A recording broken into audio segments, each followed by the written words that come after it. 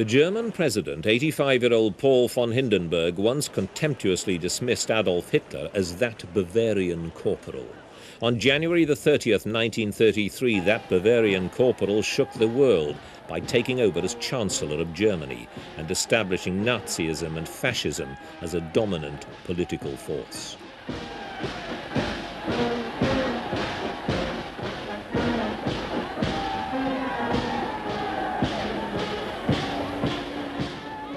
Hitler had gained the chancellorship after weeks of backdoor political intrigue by bankers, army officers and right-wing politicians. He was 44, a high school dropout, house painter and right-wing political activist. To his friends, he was the savior of the German race. To his enemies, a Jew-baiting rabble-rouser. But his timing was immaculate. Hitlerism was born out of a middle-class longing for order after the chaos caused by the First World War.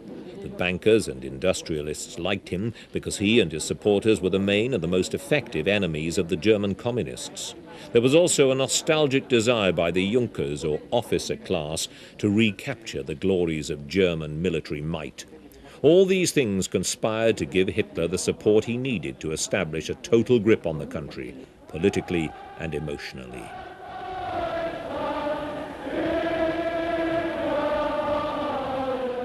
Once we get to Berlin, Hitler said, we will never leave it. Hours after he was made Chancellor, the Reichstag, the German parliament, went up in flames. In effect, the building became the funeral pyre of German democracy. The Nazis blamed the communists for the fire.